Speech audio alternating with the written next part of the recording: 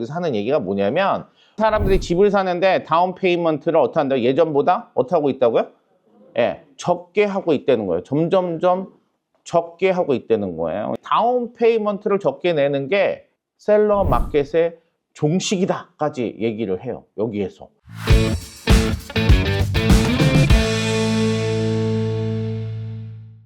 사람들이 어쨌든 간에 다운 페이먼트를 적게 내는 게 셀러 마켓의 종식이다 이렇게 얘기를 하는데 내용들을 한번 보면서 얘기를 한번 해보죠.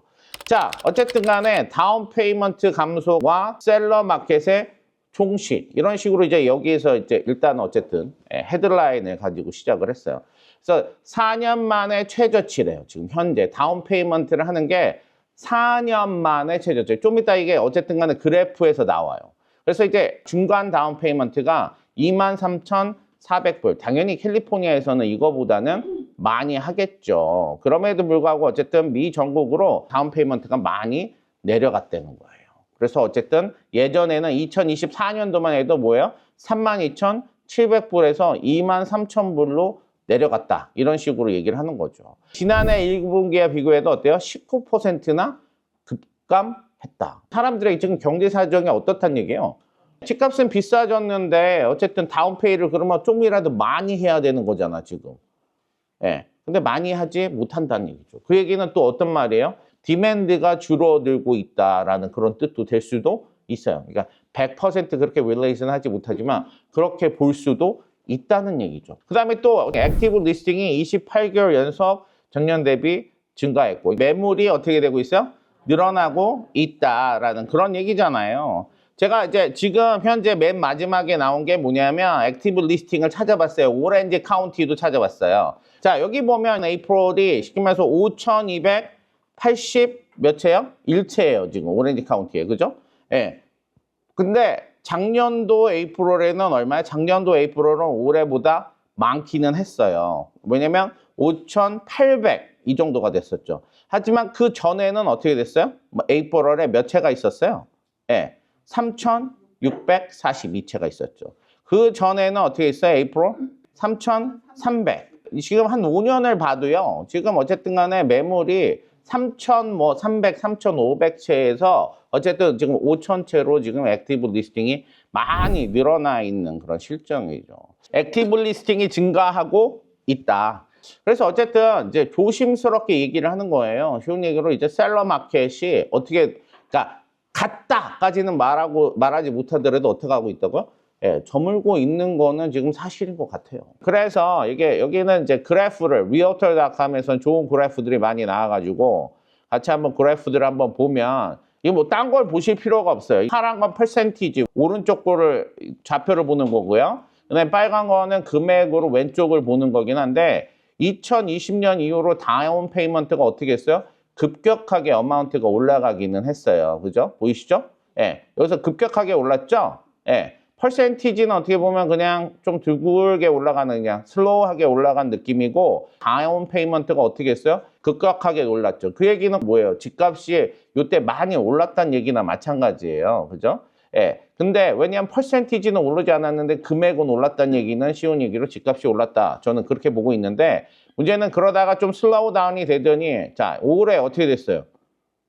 예. 올해 뚝 떨어졌다. 이런 얘기를 하는 거잖아요. 퍼센티지도 많이 떨어져서 지금 12.8% 정도. 그 다음에 금액으로 놓고 보면 23,396불 이렇게 지금 내고 있다라는 그런 얘기를 해주는 거잖아요. 사람들이 도움이 없다는 거예요. 그래서 이런 다운 페이먼트들을 23,400불을 감당할 수 있는 세입자는 어때요? 전체의 15에서 20%에 그칩니다 라는 얘기죠. 어쨌든 간에 이게 하는 얘기가 뭐냐면 세입자의 현금성 자산의 중간값, 주식하고 은퇴 계좌를 모두 합쳐가지고 영끌해서 영혼을 끌어다가 갖다 모아도 얼마밖에 안 모인다고요? 2,900불. 세입자들이 테넌트들은 쉬운 얘기로 이렇게 현금이 없대요. 그래서 이런 다운 페이먼트들을 23,400불을 감당할 수 있는 세입자는 어때요? 전체의 15에서 20%에 그칩니다 라는 얘기죠. 그러면 나머지 80% 아니면 뭐 70%는 감당을 못하는 그런 얘기이기도 하죠. 그 다음에 첫 주택 구매 연령의 고령화. 지금에서 점점점 첫 주택을 사는 사람들의 나이가 어떻게 되고 있다고요? 높아지고 있는 거죠. 예전처럼 쉬운 얘기로 first home을 그렇게 어릴 때부터 살 수 있는, 젊을 때부터 살 수 있는 그런 시츄에이션이 아니고 이게 점점점 어떻게 되고 있다고요? 예, 고령화가 되고 있다라는 그런 얘기죠. 이것도 좀 같이 읽어주시면 좋은 게 뭐냐면 다운 페이먼트 요구 조건이 낮은 정부 보증 프로그램으로 쏠리고 있대요, 지금 현재. 어쨌든 간에 5분기 연속으로 전체 구매의 FHA가 뭐래요? 모기재 24%래요. 4개 중에 하나는 뭐로 산다고요? FHA로 산다는 거예요, 지금 현재.